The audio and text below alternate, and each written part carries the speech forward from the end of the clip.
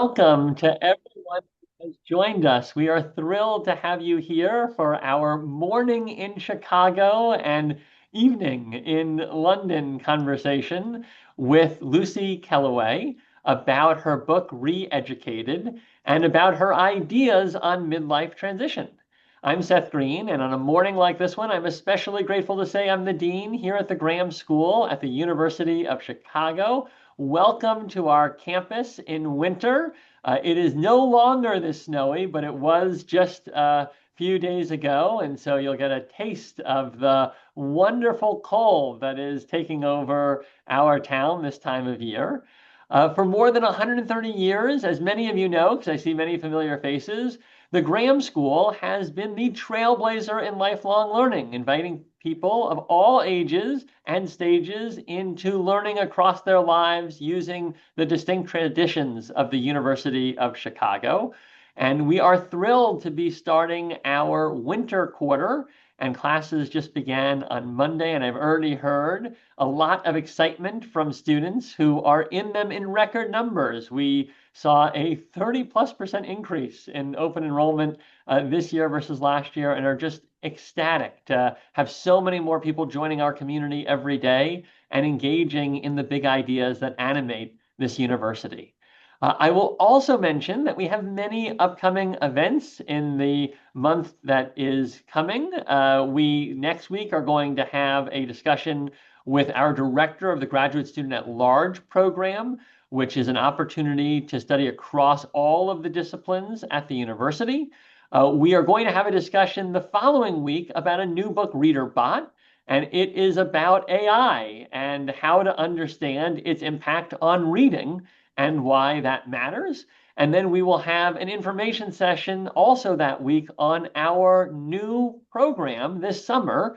With the growing school, we decided that we were going to initiate Graham Summer School, a chance to be in residence with your fellow learners on campus for a week here in Hyde Park and to take a class that is on civic virtue at 250.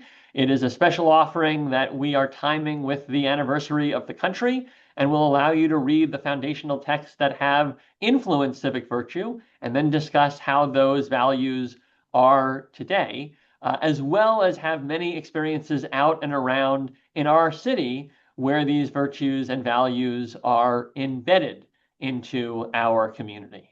And then finally, I will just mention that registration is open for that summer school should you want to get a jump start on it. All right, that is all for the introductions. You are all here for a very specific reason, and that is to learn from our amazing guest, Lucy Kellaway. So I will add her on screen here so you can all see her. And let me just briefly introduce Lucy. For over 30 years, Lucy was a journalist on the Financial Times, where she wrote award-winning columns skewering management practices. She interviewed captains of industry and invented the cult fictional character Martin Lukes. In 2016, she co-founded Now Teach, a charity to persuade older professionals to retrain as teachers in challenging schools. And in 2017, she quit the FT to become a teacher in a comprehensive school herself, where she now teaches economics. She still writes regularly for the FT and elsewhere and broadcasts on the BBC on educational matters. And we are thrilled to have her here as we continue to learn how individuals can potentially navigate the longer lives that we now enjoy. And so, Lucy, before we jump into some of your advice, I guess it would be wise to start with your original decision. You had a dream job, a prestigious column at the Financial Times. People can only imagine the chance to skewer people in public on a regular basis and have fun doing so. So tell us about the moment you realized that your comfortable life no longer suited you. What made you pursue a new chapter? And was there a tipping point that led you to begin this midlife transition? Well, you're right, Seth. I mean, I had the cushiest job in the world. Can you imagine? I mean, if you would permit a little tiny swear word, Yeah. the corporate world is up to here in bullshit. And it was my job to call that out. I never ran out of stuff to write about, and readers loved it. Why? Because they were drowning in it too. So Right. this was a job that I absolutely loved. Um, it was a job that I could manage all the other things in my life with. Why on earth would I consider leaving? Well, I guess there are a couple of answers to that. First of all, I'd been at the FT for over 30 years. Yeah. Over 30 years. I mean, that is such a long time. And you kind of begin to think, oh, I wonder if there's anything that exists out of that. But there's that. But the other thing is that the me in my late 50s was very, very different to the young interloper who joined the FT thinking, wow, I can't believe I'm on the Financial Times in my 20s. And the Yeah. things that I wanted then, I think I wanted fun, I wanted glamour, I loved the idea of my name in the paper. Um, I wanted to be as unlike my mum, who was a school teacher, by the way, as humanly possible. But me in my late 50s was a very, very different kettle of fish. I mean, I didn't find it glamorous. And I thought, I'm not very glamorous. I didn't find it glamorous. I was ever so slightly bored. Am I allowed to say that? I Yeah, wasn't, of course you're allowed to say that. I mean, you know, there's only so much BS that you can call out before it exactly, maybe feels like it's just deja vu. absolutely right. I wasn't getting any better. Yeah. In fact, I suspect I was getting slightly worse. Um, and I was kind of thinking, is there anything out there? But you asked, was there a little tipping? Was there a trigger? Yeah. I think the trigger really, there were two triggers. There was a first trigger when my mum died, because my mum was a school teacher. She died about 10, 12 years before I took the plunge. And Yeah. with my mum dead, I thought, do I need to replace her now? Shall I become a teacher? I was then in my late 40s, and I thought, no, I'm too old. I've missed that boat. And in Yeah. any case, I needed the money from the FT. I needed a whole lot of things. 10 years later, my dad dies. And Mm. I had been looking after him, and I suddenly thought, I'm free. Yeah. I'm free. I can do whatever I like now. And Yeah. I mean, people say it's bad to make a decision when you're bereaved. I'm not sure about that. I think it can be the other way round, that the shock of bereavement means that you see things quite clearly. And Yeah. Dad was in his early 90s when I died. So I didn't think, oh God, it's my turn next. I thought, Right. I've got decades left. Yeah. I'm not too old. I've got masses of time. So I kind of thought, right, it's now or never. I marched in to see the editor of the FT and said, I'm out. Not immediately. I need to sort myself out. I need to get a job. I've got various other things I want to do, but 9 months I'll be gone. And I was. Well, so let's talk about where you went. So, how did you come to teaching specifically, and how did you identify what you wanted to pursue and the way you wanted to pursue it? Because, your mom was in it and you can have fantasies, but it can be really hard to figure out reality. And there are big barriers, which we'll talk about. So, it's not a small decision to just go after a new, shiny possibility in midlife when you've already established yourself and there's a different set of consequences than, when you're maybe fumbling through your early 20s. Yeah, absolutely right. I mean, I didn't just think, okay, I'm off. Let's do it. Yeah. Um, I guess I had been feeling more and more restless and slightly bored and slightly stuck for some time. Yeah. But why teaching? Well, there were a couple of things. First of all, as I said, my mum was a teacher, but much more to the point, my daughter left university and she joined something in the UK called Teach First, which was a kind of rip-off of Teach for America, which gets these young, idealistic kids out of college to teach in challenging schools. I Yeah. watched the first term of my daughter's professional life where she was really struggling and she was Yeah. really struggling to do something important. And Yeah. I felt almost jealous of my daughter. I mean, not quite jealous. I mean, I felt so admiring of her. And I Yeah. thought, and she was also talking to me about this huge shortage of teachers. And Yeah. I thought, well, maybe I could do that too. And Yeah. I called up the education department and said, I'm 57, am I too old? And they said, no, no, no, we don't have a too old. And I then thought, well, not only do I want to do this, but I'm going to set up something that's like as it were, a Teach for America, like Teach First in reverse. Let's call it Yeah. Teach Last. Let's set up this scheme for all of those people like me, all of those bored investment bankers and corporate lawyers and other FT readers who, like me, want to do something useful at the end of their careers. So Yeah. um, I think I was just fired up on thinking this is a brilliant idea. And the people who I met who thought that's a terrible idea made me even keener to give it a go. So that's what I did. Well, so let's talk about how you approach this. And one really interesting theme in your book, which I recommend to everyone here, is that you write about having to unlearn old habits before learning new ones. Yeah. And so, first, let's talk about why. Why is letting go so important before embracing what's next? And then, what proved the hardest for you to unlearn from your decades of leadership at the Financial Times, and what surprised you most about becoming a beginner again? Yeah. Okay. So there's lots of stuff in there. But first of all, the question of unlearning. That's not something that anyone talks about. You're Yeah, kind of led to expect that if you switch, you've got all this experience, you've learned all of these, human skills that surely will stand you in good stead. Well, of course, that is true. But that's all quite easy because they're things you've already acquired. What is right. so much harder is unlearning them. Yeah, And so, um, I guess writing to FT audiences, I mean, they're both teaching and journalism are both about communication, but it's completely upside down. So, FT audiences are sort of educated, knowledgeable, quite showy offy. So, right. pitching yourself quite high, you're getting it right. Um, and if you write really dumb for an FT audience, they're not going to be pleased. Yeah, So you've really got to unlearn that. You've got to get your head around the fact that if you're teaching in the sort of school that I was teaching in, a bottom set maths class does not understand that a half is bigger than a fifth, say. yeah, So immediately you've got a different worldview. But that stuff, okay, you can get your head round. Much harder than that is the kind of arrogance and confidence that comes from doing a job that you've been doing for a long time, and therefore you will be reasonably good at it.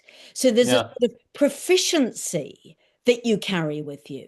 When you then go into a job that you're absolutely useless at, which every new teacher is useless, you have to sort of unlearn that confidence almost. You have to be miles more humble. yeah, um, you have to, so at the FT, by the end, if one of our sub editors wanted to change a column, sorry, a comma in my thing, they'd have to sort of say, "Look, right. I really think you're missing a column." And so you have to just forget about all of that and think, "I am really bad at this job. I'm a complete beginner. Nobody has any respect for me whatsoever." And I have to forget that, start from the beginning and start to earn it. And Yeah, that is quite hard. It really yeah. is quite hard. Although Um, I'll just point out, Lucy, there are two upsides. I mean, you were describing as you were finishing at the FT, maybe even in a bit of a decline, right? And obviously that's because you were as confident as you could be. You didn't want anyone to touch your commas, but it also meant you weren't necessarily gaining new knowledge because you weren't open to it.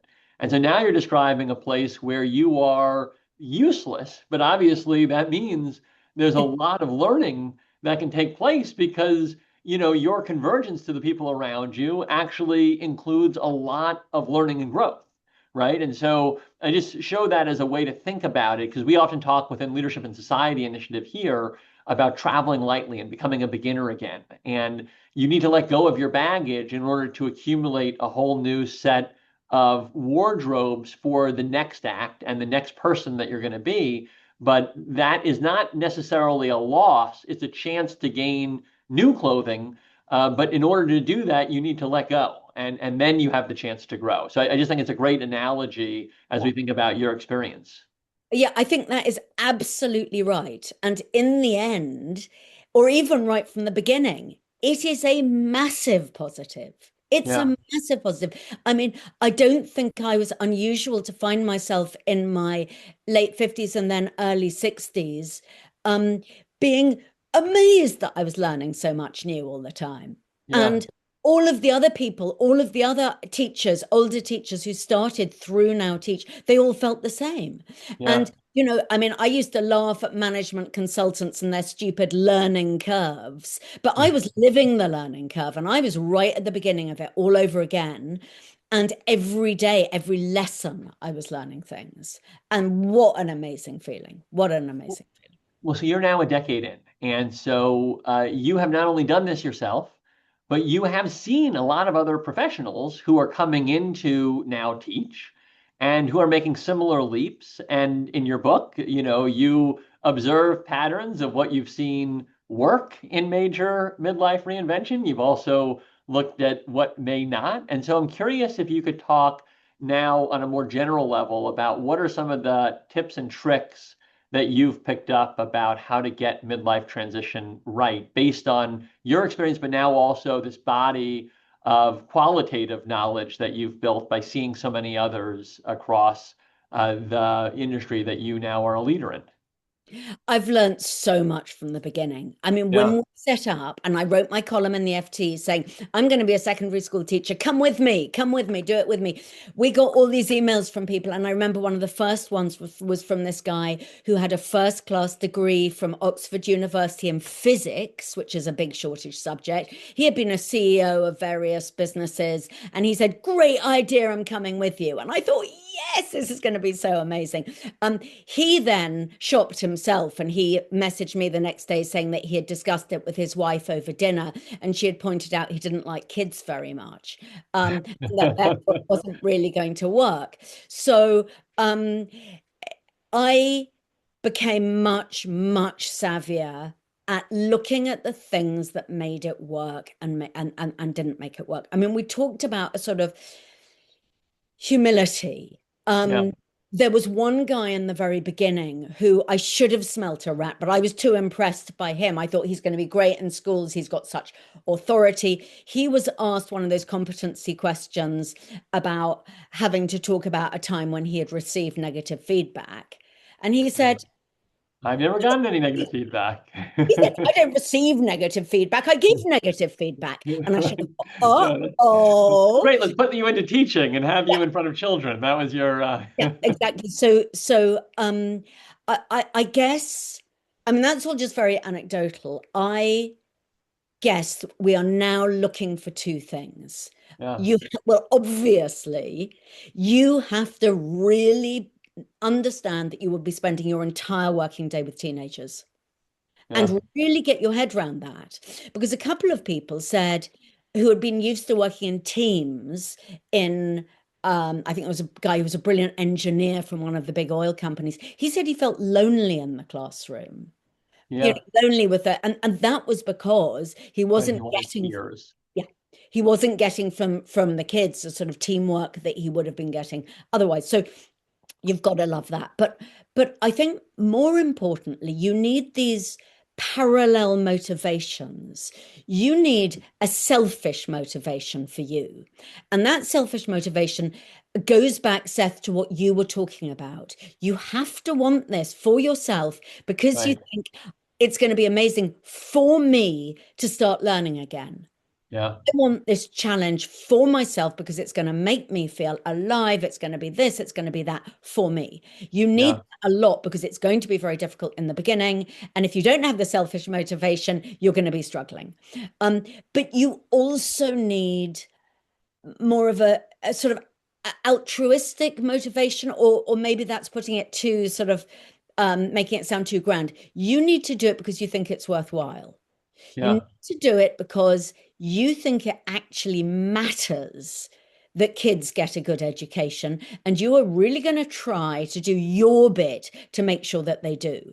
So, in my experience, the people who have both of those strongly, and they like kids, and they love their subject, yeah, they are going to be just fantastic because you're also spending an awful lot of time with your subject.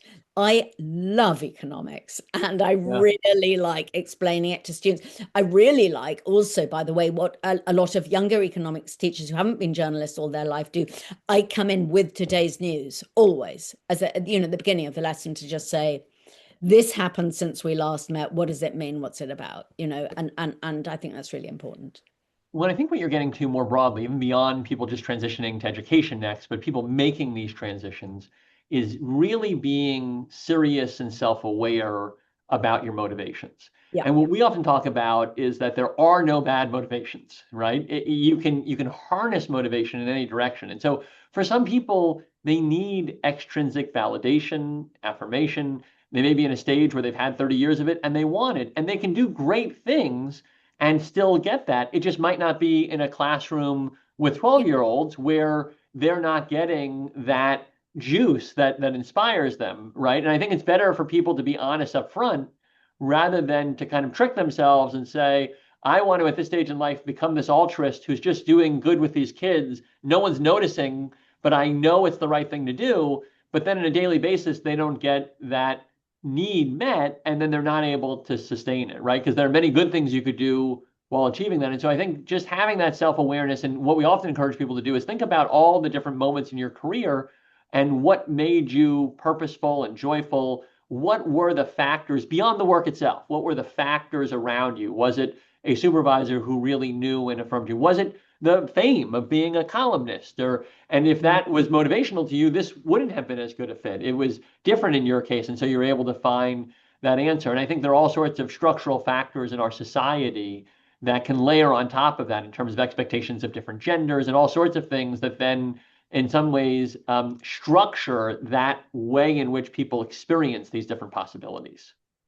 Yeah, I think that is completely right. And it's so important with a big decision not to do it in a hurry, too. Yeah, Lucky because of the way that we're recruiting for the next September, always, most people have a large part of a year to ponder it.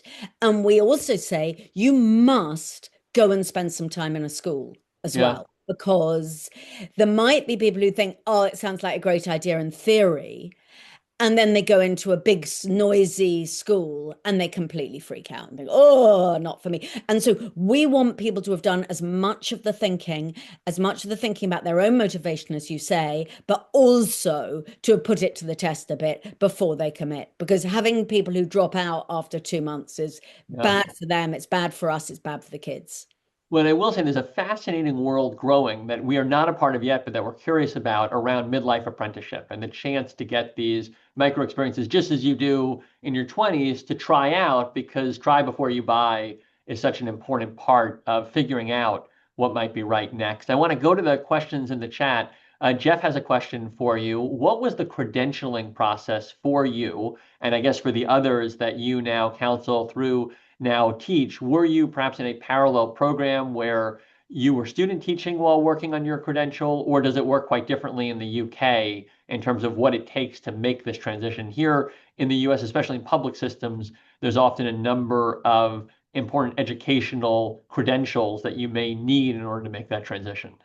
Okay, so at Now Teach, we did not invent a new route into teaching.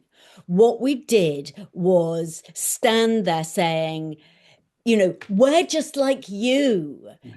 Come and so we were like a mouthpiece. We were a marketing organization for teaching. I mean, we're a charity, but we think it's worthwhile. And then we were a support network for those people doing something incredibly difficult at this point in life. So we Yeah. actually have the strongest friendship groups and the best parties imaginable. But so the credentials for us are exactly the same as teachers. Generally, you need a degree, you need, this, that, and the other. And the training was the same too. The only difference was that our organization supplied a bit of additional training on things that were relevant to an older age group. And as I say, did these big network events so that we could all learn from each other. And when times were really hard, we could hold each other's hands.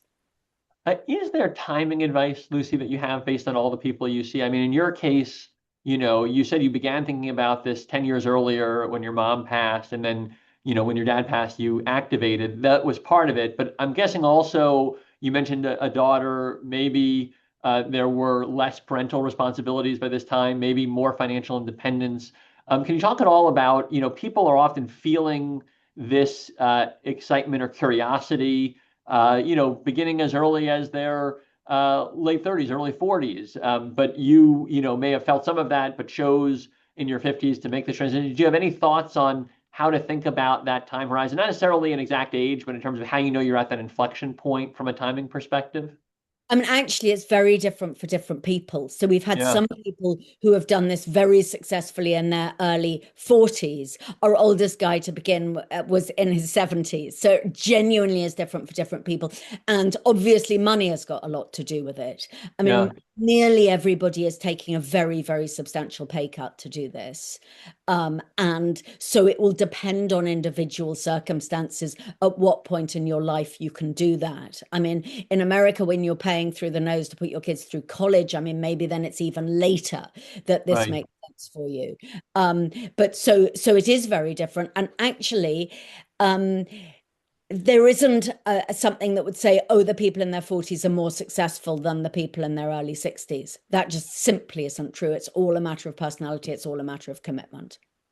We have a question here from Michael. To the extent that you had any second thoughts or regrets as you made your transition, how did you manage through those? And do you want to talk about any of those trial and errors that you can help others avoid by sharing your story? Well, for a start, I wasn't allowed regrets because having done this career change in the most public way possible, writing about it in the FT, broadcasting about it on the BBC in order to get other people to come and join me, I couldn't say, "Oh, hang on a minute, I'm missing the FT." So I absolutely was 100%. I had to be committed, but I genuinely, genuinely was. But um, I think I was done with my old life when I left it. So it was Yeah, much less likely that I was going to regret it. I tell you what I do regret and what I miss, I still miss, is the amazing other people at the FT. They were yeah. some of the smartest, funniest people. And I used to sometimes spend whole days as if I was in a cocktail party chatting to them in their offices. You don't do that as a teacher. You don't even have time for a cup of tea. You're absolutely flat out. And there's a pleasure to that too, I guess.